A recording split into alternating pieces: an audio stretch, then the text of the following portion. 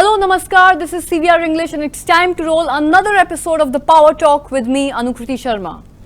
It's like a recurring nightmare in India right now. A young woman raped in a mega city, a massive outpouring of anger, and a political blame game to boot.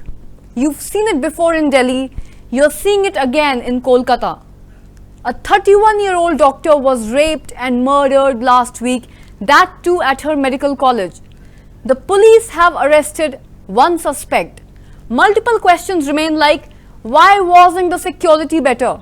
Why aren't medical colleges better funded? And why does our society keep failing its women? To demand these answers, hundreds of women hit the streets 4 days ago. They protested well into the night. Such gatherings were seen in most major cities of India, in New Delhi, Mumbai, Kolkata, in Bangalore and in Hyderabad. Take a look at this.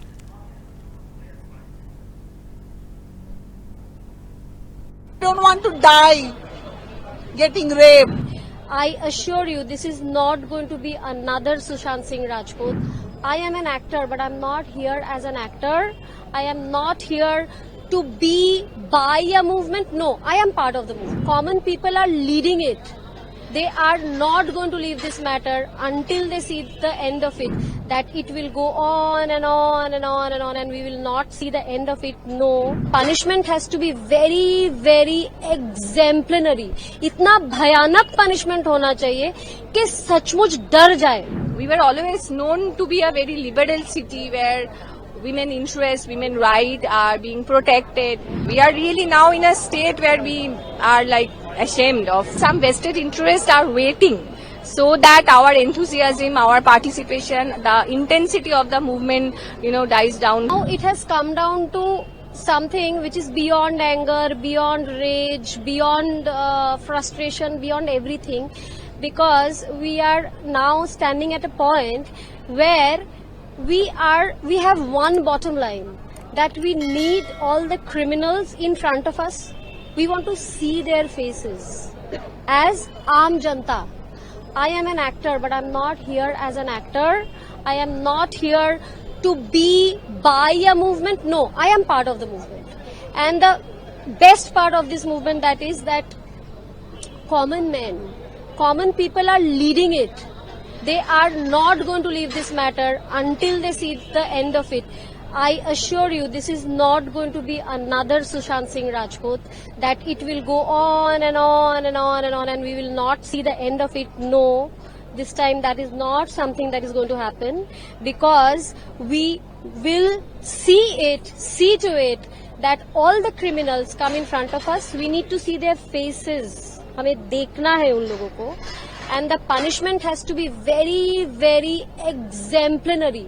इतना भयानक punishment होना चाहिए कि सचमुच डर जाए. जिनके मन में भी है, मन में तो है ना. In the roads, in the buses, in the trams, in metro, women do get touched in an inappropriate manner. Whoever touches women in an inappropriate manner in public places, if they get women in secluded places, they are definitely going to rape them. Because they are all potential rapists, whoever have the habit of bad touch. So we have to set an example so that we are safe. I am asking for something very little. The little word is safety. इतना तो मांग सकते हैं ना. My home, at my workplace, not only for me but also for my family, for my friends who are out there at their workplace, at education institute. So if a doctor, a qualified doctor is not safe in a government hospital. लगी हुई है, जो भी मुजरिम उसमें शामिल है, एक है या एक से ज्यादा है, उनको जल्द से जल्द पकड़ा जाए, जल्द से जल्द उनको सजा मिले. लेकिन आज 6 दिन हो गया, न पुलिस और अभी सीबीआई तो कल से लगी है, अभी कोई डिसीजन पे नहीं पहुंचा गया कि नहीं उस बच्ची के साथ एक था या और कोई शामिल है, या उसको कैसे इंसाफ मिलेगा, ये सोचना बहुत दूर की बात है. जो भी हालात वहां पैदा हुए हैं कि डॉक्टर्स आवाज उठा रहे हैं कि नहीं हमको सपोर्ट चाहिए, हमको सुरक्षा चाहिए, उस बच्ची को इंसाफ चाहिए, क्योंकि जिस तरह से हॉस्पिटल के अंदर उस बच्ची के साथ घटना हुई है, ये बहुत सोचने का विषय है। बहुत अफसोसजनक है कि हॉस्पिटल के अंदर जहां बच्ची ड्यूटी कर रही है, मरीजों के साथ काम कर रही है, मरीजों की सेवा कर रही है, उनका इलाज कर रही है, और वहीं पे उसके साथ इतना घिनौना अपराध हो रहा है। तो अगर कहते हैं कि डॉक्टर भगवान होते हैं, अगर हॉस्पिटल के अंदर खुद जहां वो ड्यूटी पे है और वहां वो सुरक्षित नहीं है, तो आप आम महिलाएं और बच्ची के लिए क्या सोच सकते। लेकिन सबसे दुर्भाग्यजनक ये है कि जो वहां पे हालात पैदा हुई है, सरकारें एक दूसरे पे थोप रही हैं, प्रदर्शन कर रही हैं, बजाय कि वो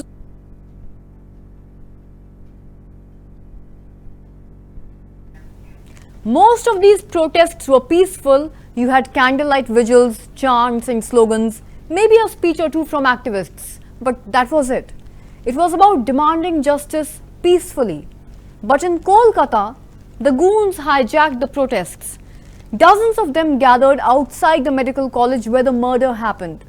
They overpowered the police officers, they broke through the barricades, and they vandalized the college. Many of the doctors inside were attacked. Even the emergency room was completely destroyed. Take a look.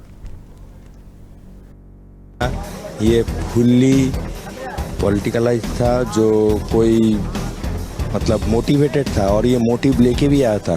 This must be backed by ruling party organisation. अभी ये barricade लगे, ये सब तोड़ के वो लोग अंदर घुस गए और आके हम लोग सच में अपनी जान बचाने के लिए यहाँ से भागे।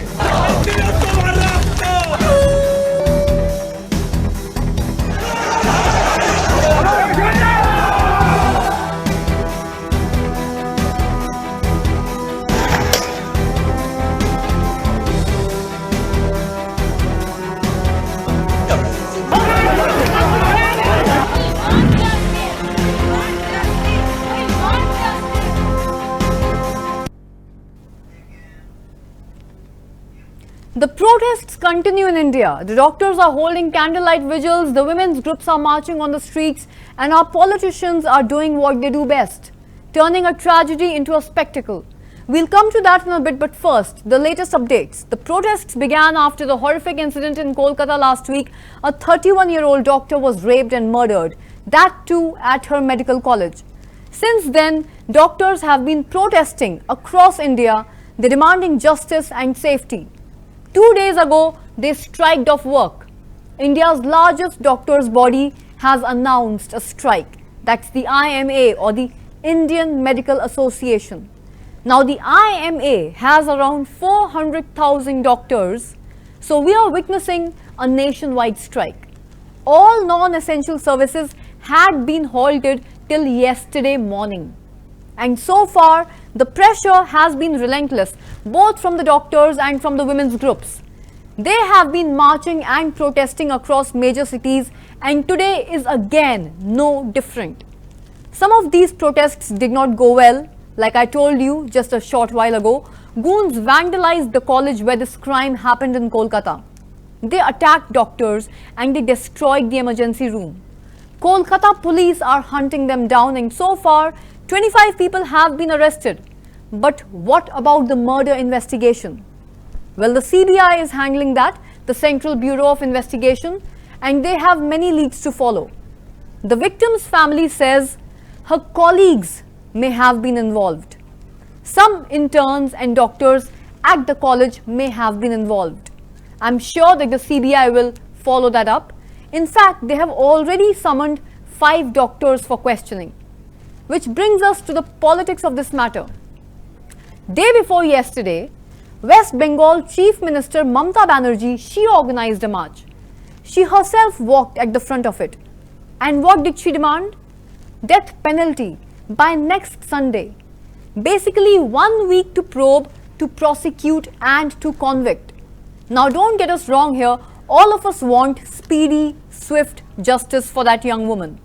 But let's not ignore the reality here. No court can order such quick justice, not even the fast track courts. So this is not about getting justice, this is about getting political mileage. And the other side is doing it too. Whether it's spreading fake news about the incident or blaming people without evidence, such selfish moves do not help anyone. They only make a bad situation worse, and this is a very bad situation. Just think about it. A young doctor was raped and murdered inside a hospital.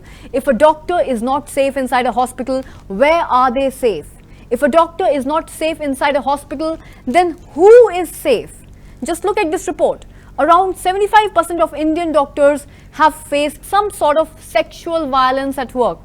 That's 3 out of 4 doctors. How can we prevent this? The central government has issued a new directive. It puts the onus on the hospital head. Now imagine you run a government hospital in India. A doctor has been attacked on your watch. Then you must file an FIR within 6 hours. The responsibility is not on the doctor who was attacked. It's not on the bystanders. The responsibility lies with the hospital head. It's a good move because right now a lot of attacks go unreported.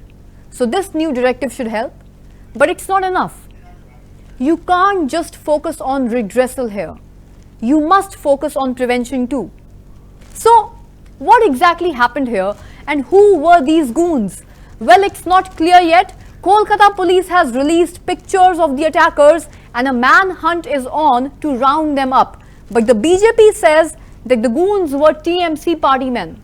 TMC is the Trinamool Congress, the party that rules West Bengal, and the BJP or the Bharatiya Janata Party is the main opposition in that state. But let's keep the blame game aside for a moment. Let's focus on the bigger questions. And to discuss this matter in further detail, as promised, joining us today at CVR English Newsroom live, all the way from Trivandrum, is Mr. Isaac Oman, a serial life sciences entrepreneur in the pharmaceutical, clinical research and the nutrition space. Just a bit of context here for all our viewers.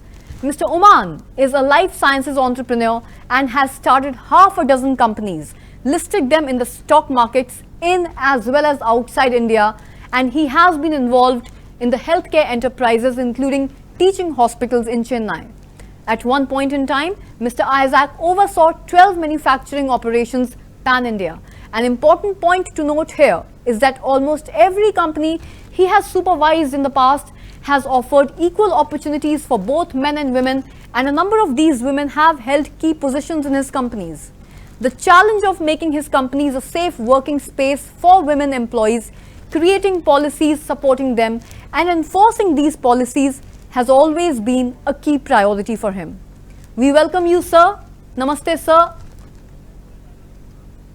Thank you for getting your program. Happy to be here. Sir, I would like to jump right into the first focus of this power talk with you, and then of course I'll move on to the next focus as well.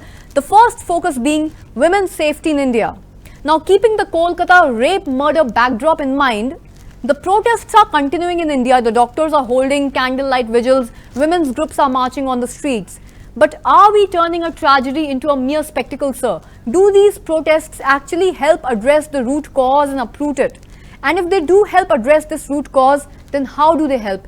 The root cause has to be addressed. The root cause being, how do we educate and sensitize the men of our country? Firstly, with regard to the protests, I think protests by the people affected, the doctors, the common man is very important to highlight and sensitize society and the government with regard to such heinous crimes, and the need for everyone to gather together to try to address this situation and make sure that such things do not occur again. And this is something that needs to come in from everybody concerned, whether it is individuals like us, whether it is institutions, whether it's government, whether it's police, whether it's the courts. But protests by the political parties involved in that state do not make much sense because they always have a political agenda. But it's important for us to protest, and it's important for us to maintain the pressure so that people do not just wish it away or toss it under the carpet. We have had instances like this earlier with the Delhi Nirbhaya matter, where a lot of things happened. The government and everybody was horrified, and there was a lot of laws that came into effect. There was the death penalty that was brought in. But unfortunately, in spite of all this, it has not, prevented these kind of situations from coming about, as we now see in Calcutta. So, my personal opinion is that sensitization needs to start at home. It has to start with our children.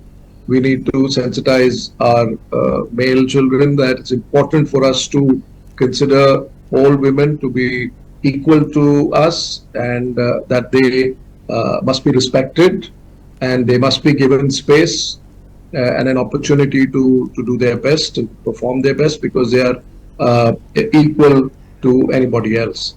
And just because some of them are physically weaker, it does not mean that you have a right to act against them or take advantage of them or so on.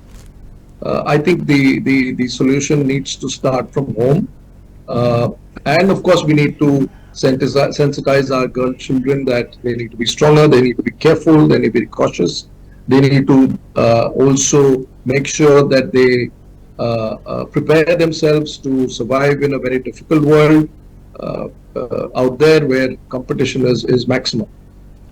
At the second level, it's important that we consider these matters in our schools, because that's immediately after the home. That's what is the next phase of our lives. And that's why most of our learning takes place. And there again, you find this kind of insensitivity as far as boys are concerned. They always treat girls as inferior and so on and so forth. But I think our teachers and our curriculum needs to make sure that boys are taught how they need to behave with children. In our childhood, we used to have subjects like community living and so on and so forth, moral science, but none of these things are there today. And I don't think the average child is taught that these are important parts of our living in society, and we have responsibilities as individuals. More so, the conventional male, position of being the stronger needs to be more considerate. So I think it's something that we have to teach. As we go up into organizations, the organizations need to provide space for women to prove themselves to be equal, because they are. They come very well educated, they're very intelligent, they're very hardworking, and they're as capable as any other male. But all the more reason organizations need to put together systems and policies that not only protect them, but create an environment that ensures that nobody crosses the line. And it's important for organizations and the heads of organizations to intervene and develop an environment which makes the woman employee feel safe. The fact that this situation occurred in her place of work is really tragic, and it reflects on the institution, its managers, the ownership rests with whoever runs the institution, and of course, since it's a government institution, with the government activity. So this brings me to it's not enough if you second question, sir. The second question with regards to these protests, I completely understand that this has to be a top-down approach, either at home or our educational institutions.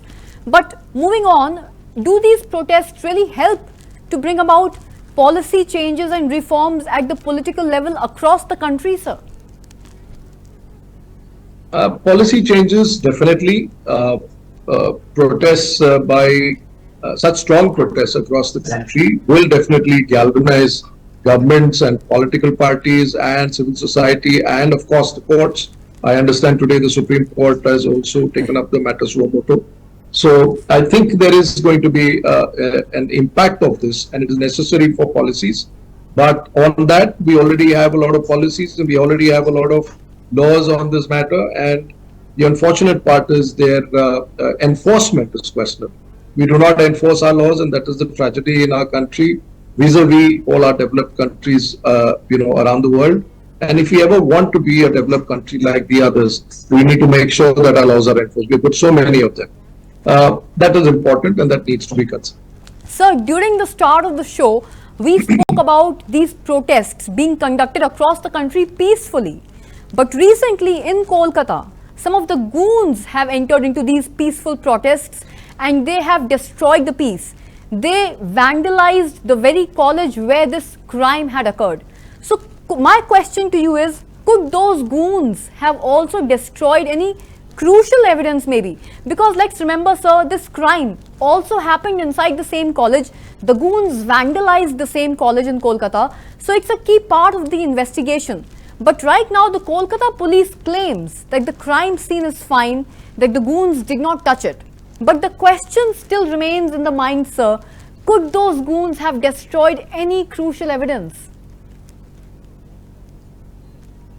The intent may be there, because goons entering an institution and destroying, vandalizing the institution doesn't make sense at all. I mean, what is the point? What are they trying to prove?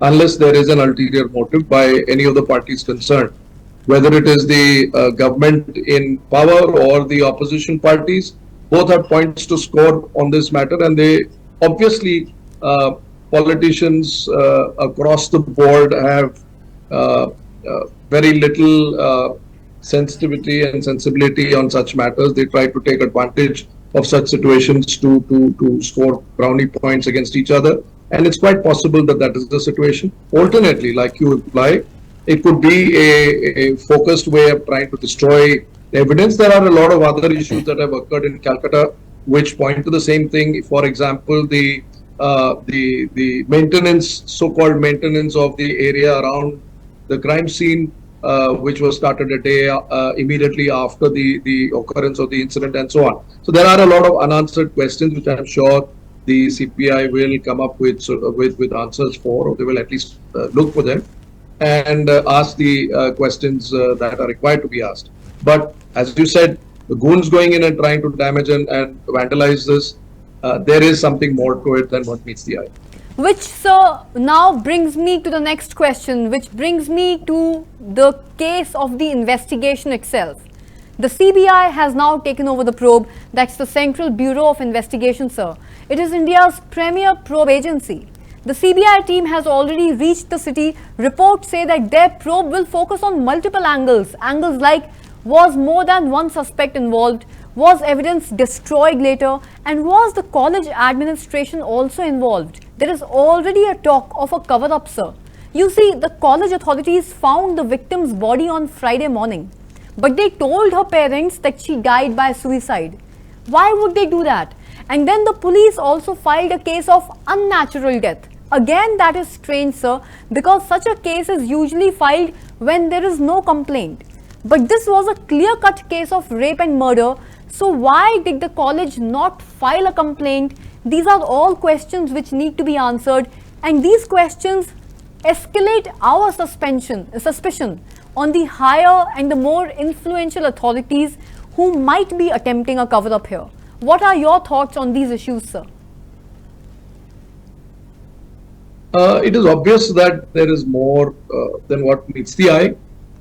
The behavior of the college management, the institution's management, the initial lies that they spoke of, meaning that they called it a suicide, and of course the very unprofessional way of approach by the Kolkata police in the initial parts until the protests really took over the situation and forced people to do something about it and hand it over to the CBI. So obviously there is a lot that doesn't meet the eye, and it is terribly suspicious, and that's what infuriates the common man, infuriates everybody across society. I mean, we're talking of Calcutta, but we in Trivandrum are extremely unhappy about this and furious about the fact that people take advantage of this, and the institutions that are supposed to protect people are behaving in these manners. The institution where the person was employed, the police were supposed to protect and ensure that justice is ensured.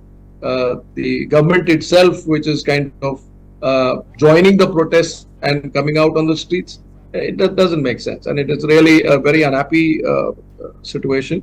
And I hope justice prevails and common sense prevails. But I would say that the rest of the country is horrified by this.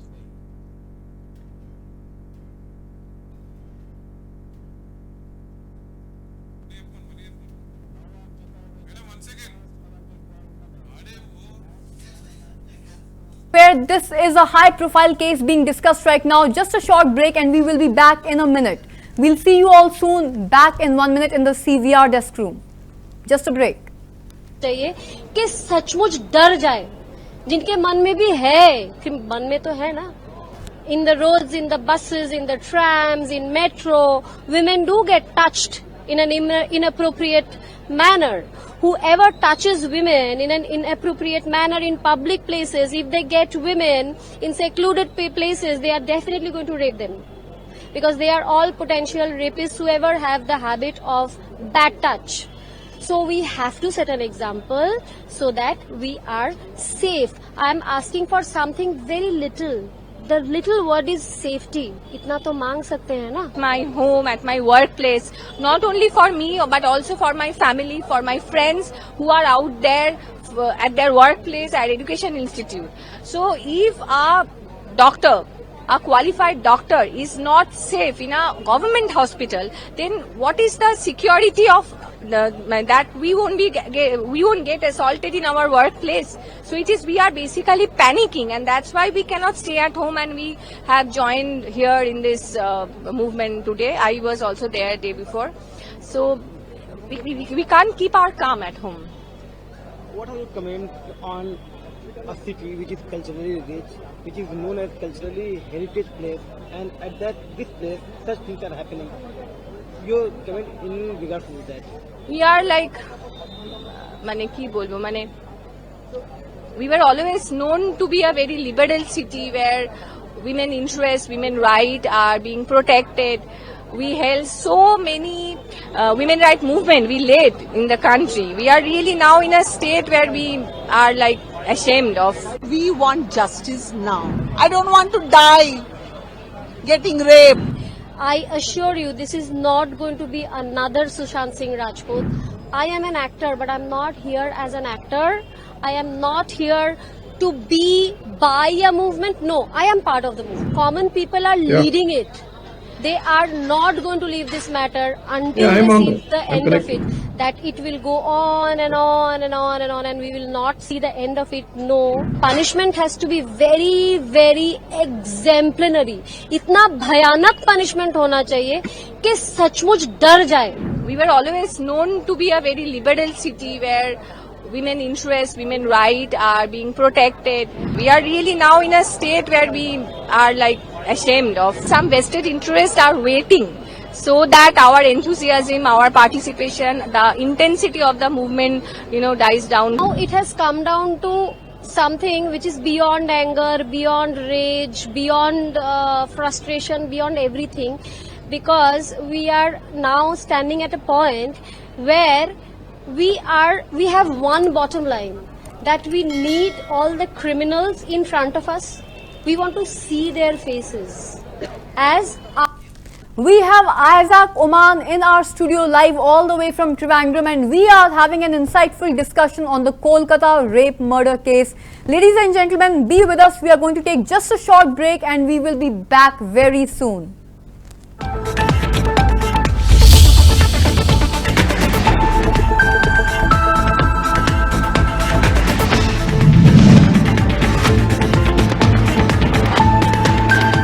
This is Dr. Shantan Palwai.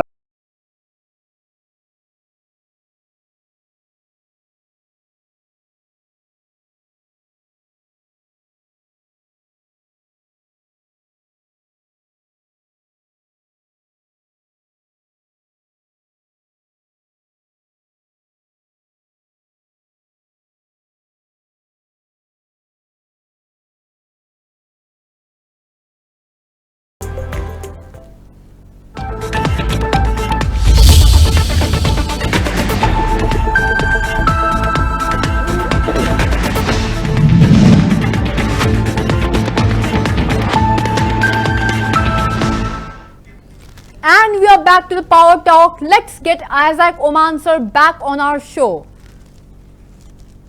Isaac sir, like we were discussing, we welcome you back again. Like we were discussing, the goons vandalizing the same college where the crime occurred. These are such compulsive, persuasive questions which are eating up the minds of the public, not just mine. So like you said, yes, the ulterior motives seem to be there. Why would eventually the goons vandalize the same college where the murder occurred? So yes, these are questions which are really unanswered. So do you think that the CBI's intervention now, with the intervention of the Central Bureau of Investigation, India's premier probe agency, do you feel that the masses can expect some honest answers to these questions? Again, that's a political decision. The CBI, with all its agenda, is meant to look at matters without any bias.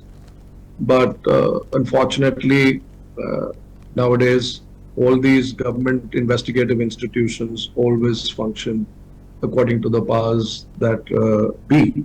Having said that, the CBI has the capability of conducting an investigation and coming up with results. It has very fine officers, very competent officers, and very capable officers. So if they're given a free hand, yes, they will come up with what actually happened out there. And I think we as a population, we as the citizens of India would the CBI to be allowed to work without any hindrance and come up with what really happened there. So, I think it's important for everybody. So you've been associated with many companies in the past. The companies that you have been associated with so far are particularly known for upholding and ensuring women's safety and well-being at work. What can other organizations across India do now, especially now, to create an environment where women feel safe while working alongside their male colleagues? It's a very important question that you're asking, Anukriti. To begin with, an organization needs to prioritize a safe working environment across the board for all employees, men and women. And therefore, policies to ensure this have to be in place. Now, if you look at a woman employee, she's particularly challenged because she has two roles to play. One, she's a homemaker. She needs to look after and nurture, her children and everybody at home. On the other hand, she has to be a professional and work in her office or in the laboratories or on the shop floor, proving her capabilities to be on par with the rest of her male colleagues. And therefore, she is quite challenged, and it I would say, affects her physically, mentally, emotionally. And health is always a challenge, and therefore women require a certain amount of support, which is in addition to the normal support that men enjoy. And therefore, policy is important, and an organization must create a policy which is sensitive to women and must create an environment where women are safe. And we in our organizations have always ensured that we created a policy where we list out everything that is important and needs to be followed. For example, we make it very clear that at no point any harassment by any male employee will be permitted at all. If any such instance occurs, very strict action is taken against the employee's service is terminated.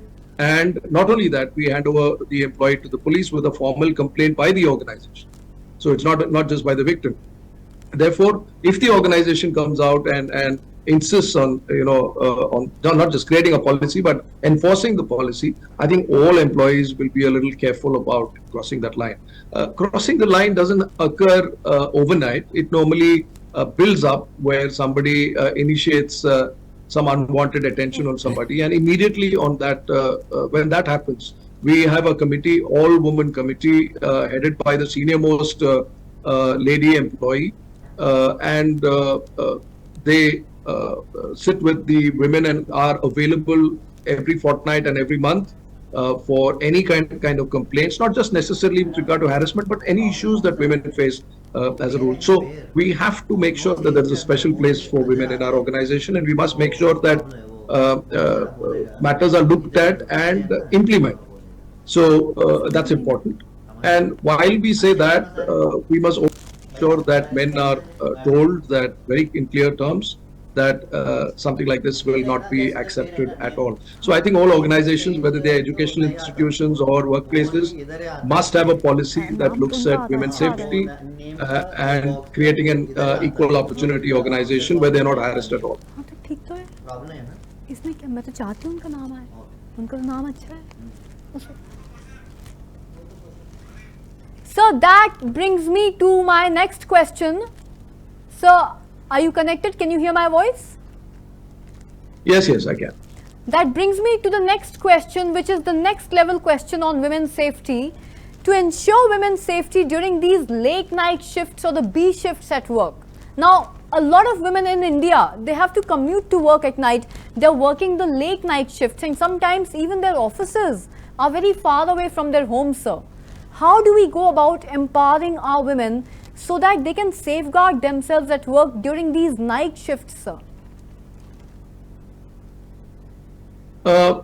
One, as an organization which is sensitive to women, must understand that we must not prioritize women for firstly for late night shifts, because they have very challenging times even looking after their homes. So those of them who are are challenged that way should be permitted to stay home. The second part is we should create a system whereby people are brought in safely to the organization, to the company. Transportation is important, and therefore pickups from wherever close by to where they live is important. There are many such things in effect. Companies provide bus services where women are brought safely along with the other employees. There are government-run buses between point A to point B which support night shifts for various industrial areas.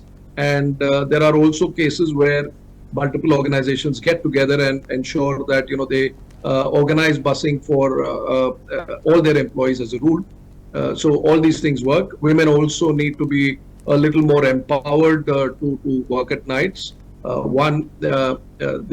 would always suggest that a woman should know basic techniques of self-defense, should carry a pepper spray, should have a panic button on their phone. There is also such a service available where the police are contacted on an emergency from your cell phone. They should also have their closest relative who can respond to such any challenges on their phone. So all these things are important. The women should be empowered. The organization must also make sure that the women employees are tracked across from the time they leave for work and till the time they head back. It's an additional job, but it creates a safer environment for women, and women feel that they are important enough, which is important for an organization, because many a time I have seen that women are far more productive in many areas, and their contributions are very, very important to many companies. Truly agree with you, sir. To look after them. Truly agree with you, sir. Which brings me to the last question for this first agenda for our Power Talk today. We are going to have two agendas, but for this particular agenda, the last question for you, sir: what can the governments do, both the state and the central governments, at the policy and the decision-making level, to ensure not just redressal here, but prevention of such crimes against women too, sir? One, the government has already brought out a lot of laws and rules and regulations. They must be enforced.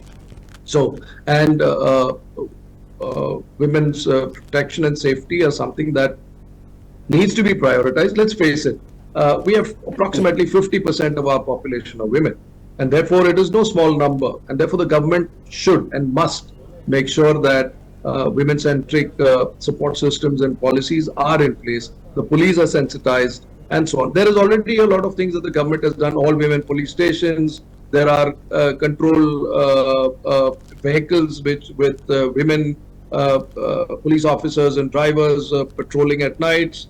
And there are so many other, there's CCTVs that are there, and so on and so forth. So that's all right.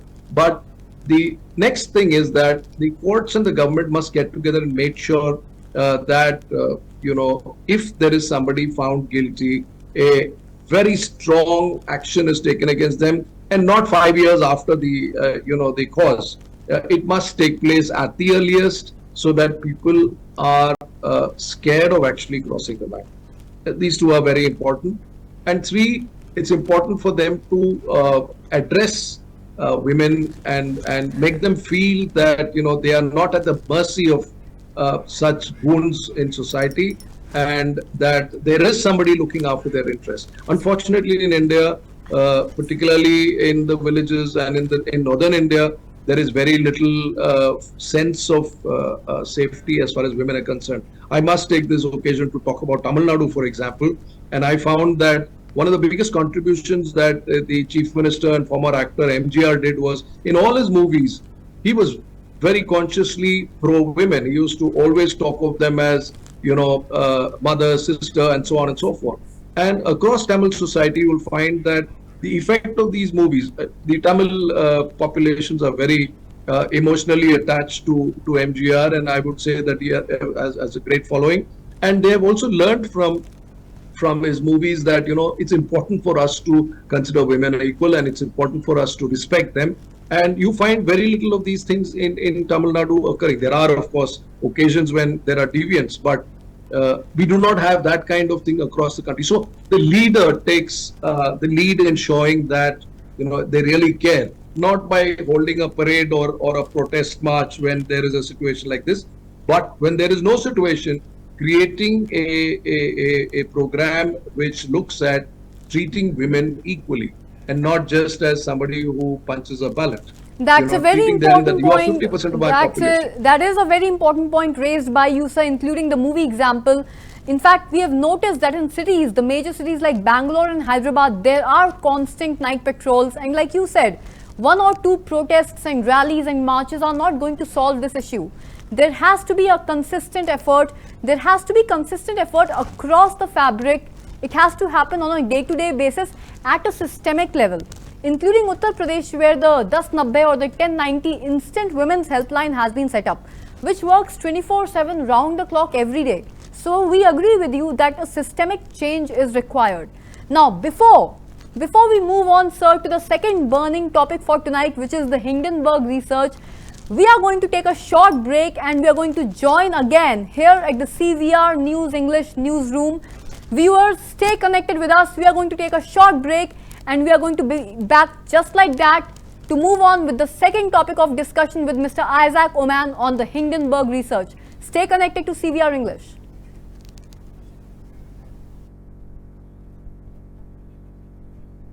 I assure you, this is not going to be another Sushant Singh Rajput. I am an actor, but I'm not here as an actor. I am not here to be by a movement. No, I am part of the movement. Common people are leading it.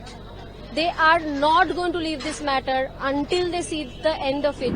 That it will go on and on and on and on, and we will not see the end of it. No. Punishment has to be very, very exemplary. इतना भयानक punishment होना चाहिए कि सचमुच डर जाए.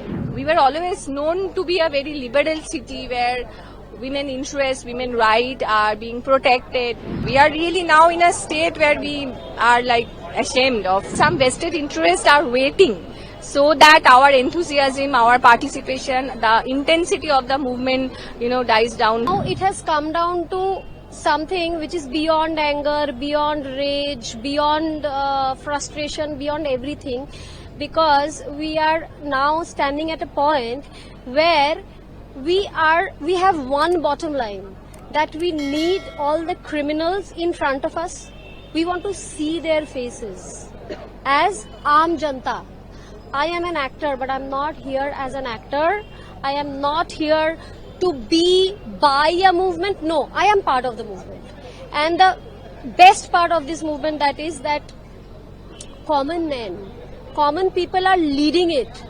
They are not going to leave this matter until they see the end of it. I assure you, this is not going to be another Sushant Singh Rajput, that it will go on and on and on and on, and we will not see the end of it. No, This time that is not something that is going to happen, because we will see it.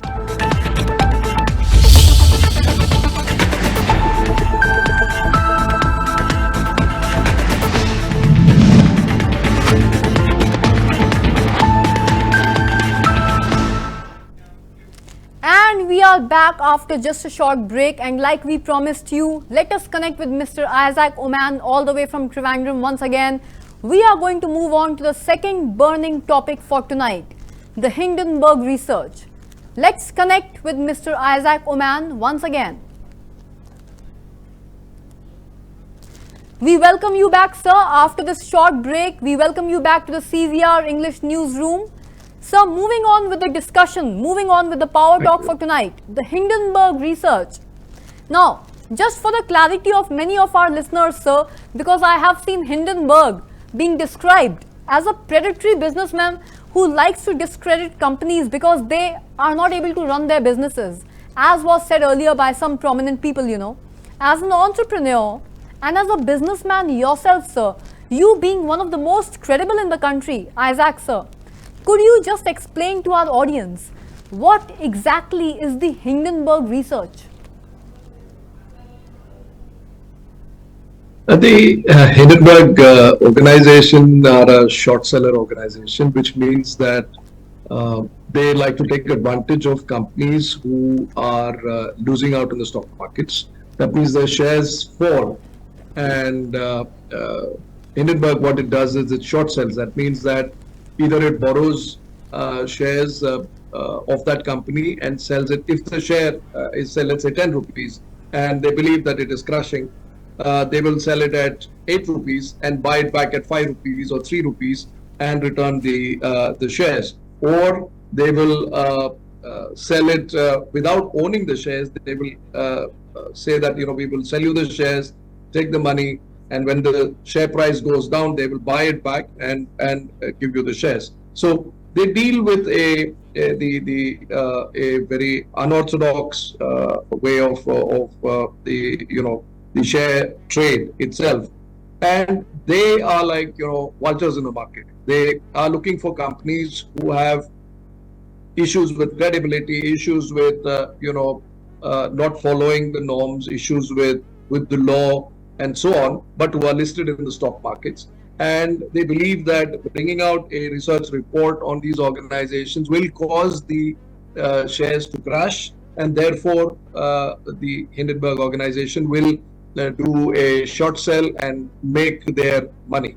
So they, as an organization, their objectives are always questionable because they survive on the deficiencies and the destruction in the way of the share value of many companies. Sir, Madhuri Puri Buj, who is the head of SEBI, she's been accused in this report, or implicated rather, depending on how credible you find it to be, of having a conflicting interest because she or related parties, namely her husband, had interests in a fund that has some common interest between the Adani companies. Now, in your view, sir, far from a perfect world, has the Indian market regulator and the general Indian market environment been so credible that in some another circumstance, this would have led to an immediate resignation? Or we've never been in that zone? Because I think that in this day and age, unless there is consistent pressure, you know that people are not going to resign. At least that's what my point of view is. We would like to know yours, sir. It's a very challenging perspective. You must understand that on one side you have this predatory organization like Hindenburg, which is actually looking at trying to crash a share price, and so that they can make money on that. So their objectives are questionable. On the other hand, you have the head of SEBI, who supposedly owned equity in a company which invests in various other companies, probably a decade before she became head of SEBI. So on one side, you have this problem of how do we react to a predatory organization trying to take advantage of probably one of the foremost industrial houses in the country, who have had a meteoric rise, and people question that rise itself. But that's besides the point. There are probably a lot of areas in which they have skirted the law, or they have probably taken advantage of certain things to focus on their business objectives. That apart, we are not here to discuss that, but the head of SEBI invested along with her husband in an organization, which is a funding organization, to make it very simplistic. And she exited from that in favor of her husband. She gave it to her husband. And when her husband was working in another large organization, I'm not going to take their names for obvious reasons, she also put that organization under her recused list. That means she would not be part of any investigation into that organization or anything to do with that organization. So in that sense of the word, she did whatever was required to be done. This entire transaction occurred years before, I think in 2019 or so, years before she took on the responsibility of SEBI. But she did work in SEBI at that time. So it is not that she was not associated with SEBI. So the other challenge is, it's the old adage about Caesar's wife being above suspicion. So it is something that the head of SEBI needs to look at from a perspective of what is right and what can be considered right and what is seen to be right. So it is a dilemma, certainly, that should we bow to such organizations which are external to the country, which are predatory in nature, which live on the carcasses of share prices that are falling. On the other hand, should we also make sure that people who hold responsible positions in organizations like SEBI, which is the principal regulator of the Indian stock markets, should there be any cause for suspicion with regard to such organizations? So I think the response has to be both ways. We have to also make sure that we do not kowtow to organizations like Hindenburg. On the other hand, we should make sure that there is no cause for suspicion with regard to our regulator organizations. It is a very, very responsible position. Completely understand, So sir. Completely understand, sir. Thank you so much. Thank you so much for sharing this balanced perspective on both these topics for my episode of the Power Talk tonight. Ladies and gentlemen, that was Mr. Isaac Oman sharing his valuable entrepreneurial experience on how to ensure women's safety at work, as well as his business insights with us. However, our main focus tonight still remains the same. How can we stop these attacks on women in the first place? The doctors already have an idea, and they've been demanding a Central Protection Act. It was first drafted in 2019. It mandates strict punishment for assaulting doctors, up to 10 years in jail, plus up to 10 lakh rupees fine. The idea was to deter attackers with strict punishment, but the government did not pursue it back in the day. They said a separate law for doctors was unnecessary. But now that bill is back in focus, the IMA is pushing for it again. They say that a hospital should be as safe as an airport, and we have to agree. One law alone may not solve the entire problem, people, but at least it's a start somewhere. We can't just protest, politicize and procrastinate. We must be proactive. Safety at the workplace for women must be a non-negotiable. That's all for this episode of the Power Talk with me, ANUKRITI Sharma. I shall see you again at 9 p.m. tonight with another episode of the Power Talk. Till then, Jai Hind, Namaste, and keep watching CVR English.